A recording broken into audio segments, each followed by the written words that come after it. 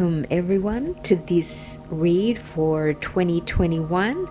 I usually do this for my Patreons, but this year I thought I'm going to do it for everyone. So I'm putting it up here on YouTube. So whether you support me on Traci Harding Fans or YouTube or Patreon or Twitter or Instagram, buy my books, frequent my store at All Things Traci. I am doing this reading as a general read for everyone. Doesn't matter what star sign you are. It's just a general look at the energies that might be around month to month in 2021. Something that I will say that I noticed when I laid out this spread is that there is no major arcana. There was only minor arcana, which means that I think 2021 is going to be a little bit smoother than 2020, not quite as many ups and downs, and which is good. The other thing is, when you're watching this video, feel free to just stop it and actually read the cards as well and see what you draw from them yourself. I hope you enjoy this reading, and here we go.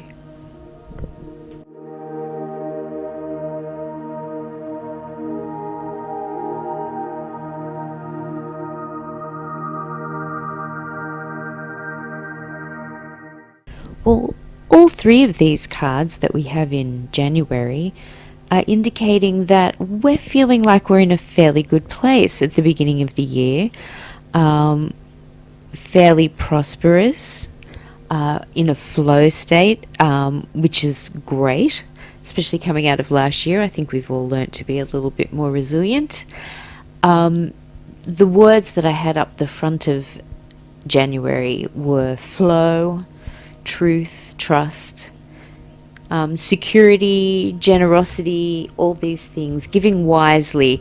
And that comes from the Kiwi here because, again, it's saying that we're feeling like we're in a good place. We feel like we can afford to give generously to others. But if that is the case, just make sure that, you know, what you're giving is going to where you think it is going to. You're feeling financially secure, and, you know, it doesn't have to be monetary gifts either. It could be, you know, time, your effort, helping somebody, you know, paint a house or move house or anything like that. Just make sure you're not being taken advantage of, I think, is the message here. But feedback, which is the clarifying card, it's also saying that we're feeling in a good place because people are asking us for our feedback. They're asking us for our advice. And if you are giving it, be kind and constructive. And you yourself, with this, you know, giving generously, perhaps you're asking for advice or seeking sound advice, which is a really good idea. So that's where we are in the first month of January.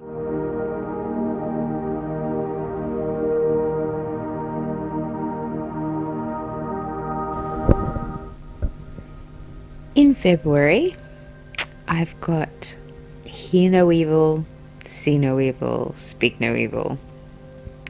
And the hear no evil part is the mauve card because it's about enjoying clear hearing. So whatever was going on last month, this month you're getting messages, you're in touch with your intuition. That's what this card is all about. It's about connecting you with your intuition and awakening your inspiration and expanding your spiritual awareness. It can help you let go of like heavy, dense energies. It's a lighten up color. So probably after everything that happened last year, this year we need a bit of lightening up. But also we have the speak no evil, and that's the gecko card here. This would normally be the 7 of rods, so it's a fire card, and this is the 7 of spring, and it's about being fired up about your own ideas, trusting your own intuition. The gecko is actually the only lizard that can vocalize, so that's where you get the speak no evil. Stand up for yourself, believe in your own convictions, don't be swayed by other people. And then the see no evil is the little genius card here, which is the advice for the month. Acknowledge the kindness of your muses. I always do. Create time and space for flow. Release the pressure to perform. It's not all up to you. And that's the thing with being creative, is quite often I think we bear in mind too much what other people will think, what other people will like, what's the trend right now. Really, when I'm creating, I don't consider any of that. Just really, it's purely about being in touch with creation and that clear line to the holy grail that is being in a creative space and just being a co-creator with creation. It's so good. So that's what February is all about for 2021.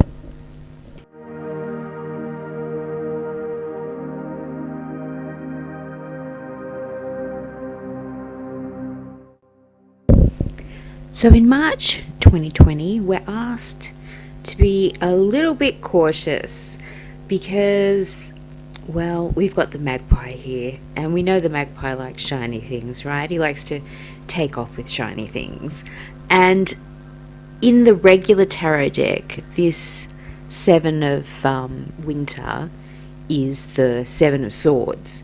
And usually it's a guy who's kind of taking off with a whole lot of swords that don't belong to him. So the magpie is warning you just to be a little bit cautious about who you're dealing with, what they're telling you. Don't be taking everything at face value. Do your double checking. Not saying everybody is untrustworthy, but it does pay to do your own research and just not, take everything at face value. Magpies, they have a beautiful song, and they're lovely birds if you're not riding a bike, although I've never actually had one attack me because I feed them. I think magpies have a mass consciousness, and once you've fed a magpie, they will never attack you again. They're really, really odd birds. But the other thing we want to talk about is magenta, and it's also, again, it's your own intuition, and if your gut's telling you something's not quite right, then I would definitely not be ignoring that feeling. The resilience card here is telling you to connect with purpose, to shift feelings of overwhelm. Now, I've had a few people mention lately that they've been in a really bad place and they haven't been able to get out of it.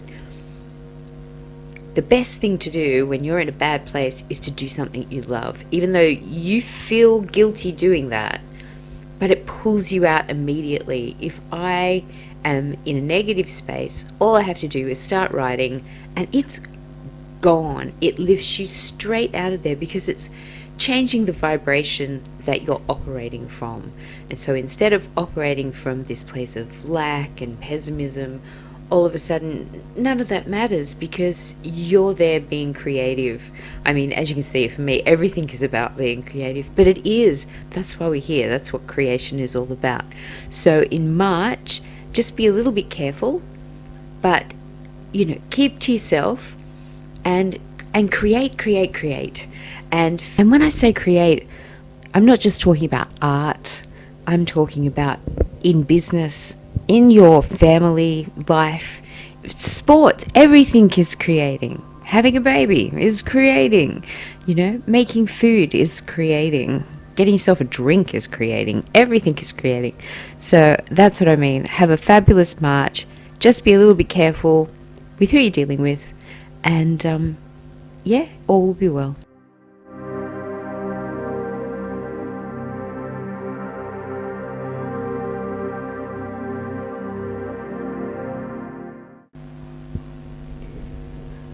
So here in April, I've put a little pain for a lot of gain, because either you or somebody close to you is feeling a bit sad. They're not feeling the best. And with this being the case, you have to make sure if it's you, don't go through it alone. You don't have to. And this is not a major arcana card either. This is a minor arcana card. So we're not talking major loss here or the be-all end-all of your life. Just maybe someone who's a little bit depressed or something didn't quite go as planned and it kind of bummed you out. that kind of thing. It's not huge, or you might just be, you know, maybe feeling a little bit under the weather or something like that. But really, this is the universe giving you permission to take a day off work, go and hang with your friends, or take a mental health day. And it's very interesting because watermelon is for exactly that, like bringing out the inner child. Because you think of watermelon and you think of, I don't know, childhood at the beach, running around with your friends, that big, sweet, cool, you know, fruit after you come out of the water. That kind of sense of, I feel so great, I feel healthy, I'm nourishing myself. It's also full of vitamin C, of course. So yeah, it's interesting how these two cards play off of each other. And again, that watermelon is heading into that red, compassionate kind of color. But it's all leading somewhere because, you know, with bringing out this inner child and getting in touch with this sense of wonder, you've got a real opportunity to have an epiphany. So, you know, trust the aha moment. Don't wait for a download. Explore curiosities now, and the truth will find you. Ask your dreams to guide you to the answer. And I do this often, and it may all sound very airy-fairy, but as a writer, actually, that's the only place I can find my answers is in my dreams. So, and I structure my life very much the way that I structure my stories. You know, it's like I decide what's I think is going to happen. You have a whole lot of adventures on the way, but you do usually eventually get where you're headed if you're determined enough. So either that, or you're just not meant to go there for some reason. Perhaps there's a catastrophe over there and you're meant to avoid it. So you have to trust that flow, and that's from last month as well. But if there is a little bit of sadness, like I said, everybody's going to excuse you for having a bit of, you know, me time, or, you know, having a self-help day and seeing your friends and having some fun. So that's what I see for April.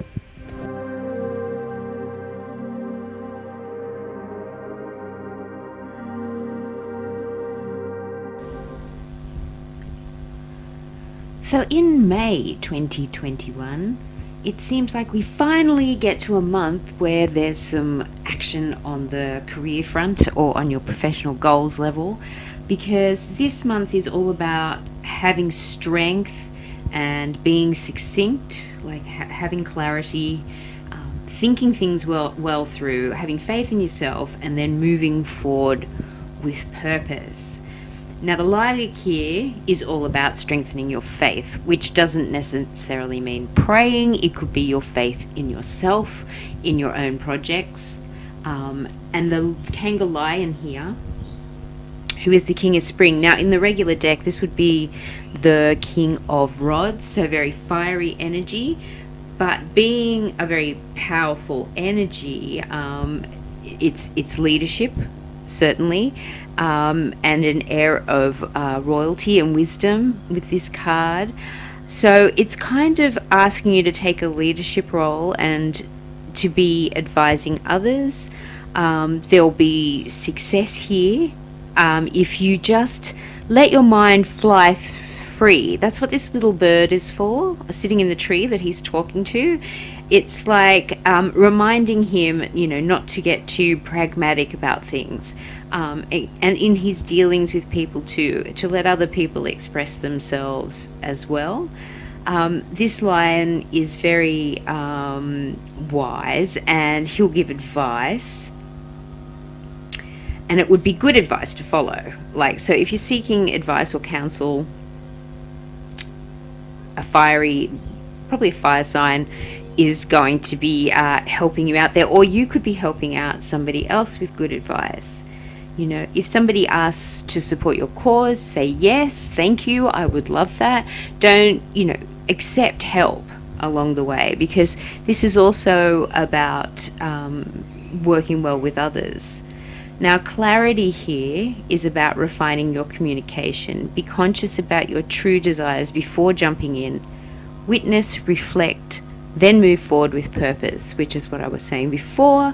And really, this kind of energy is what you need to be moving forward with purpose, because Rods is always creative, or the king of spring. Spring is a creative time. It's a time for prospering and getting things moving. So even though we're actually in May going into winter or end of autumn over here in Australia, this is going to be a time for launching ideas. It's always a good time of year to get things going too, before the end of our financial year, and also while not too far into the new year, so that you're not heading into Christmas where everything's stopping again before you get something moving.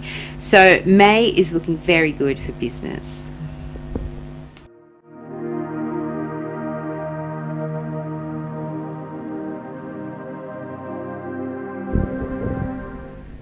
So in June, we finally get to a month where we're absolutely raging. You might see this, there's a lot of gold and orange and red here, isn't there? There's a lot going on. It's interesting. Okay, so we have the Eight of Spring here, which would be the Eight of Rods. And basically, it's getting busy. It's being busy as a bee.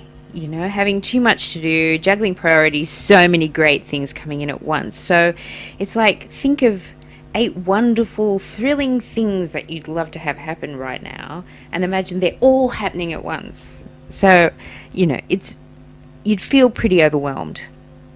But the stress you're feeling would be from trying to juggle so many wonderful blessings. You may have to call in some help, get your little worker bees happening for you as well.